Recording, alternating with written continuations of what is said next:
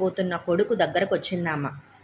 నాన్నా నీసు, రాత్రంతా నిద్రలేదు, బాగా అలసిపోయావు, నువ్వు వెళ్ళి నీ రూంలో రెస్ట్ తీసుకో అంటూ కోడల వైపు తిరిగి నవ్వుతూనే స్పష్టమైన వ్యంగ్య ధోరణిలో, వాణ్ణి తాపీగా కొంగుకు ముడేసుకుందిగానిలేమ్మా, ఇప్పటికి వదులు, బిడ్డ కాస్త చేరబడతాడు అంది.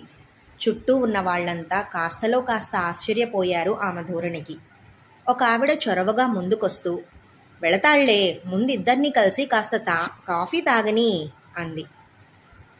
మహాలక్ష్మి నవ్వుతూనే, ఇదేమన్నా సినిమాటమ్మా, కాఫీ దగ్గర నుంచి కళ్ళప్పగించి చూసుకోవడానికి?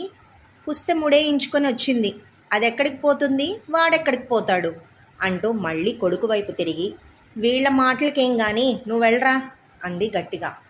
నిశాంత్ వెంటనే జాహ్నవి వైపు తిరిగి, అప్పుడే మొదలైంది చూసావా అన్నట్టు కళ్ళెగరేశాడు. ఈ లోపున చుట్టూ ఉన్న వారిలో ఎవరో, పెళ్లి కూతురికి అక్కర్లేదా రెస్టు అంటూ సాగదీశారు.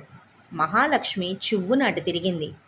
మొగుడు పెళ్ళాం కలిసి బయటికి వెళ్ళొస్తే ఇంటికి రాగానే మొగుడు సోఫాలోనో మంచం మీదో చేరబడతాడు.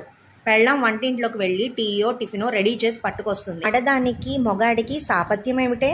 కొత్త కోడలికి ఇల్లు చూపించాలా, స్నానం చేసి వచ్చాక దీపం పెట్టించాలా?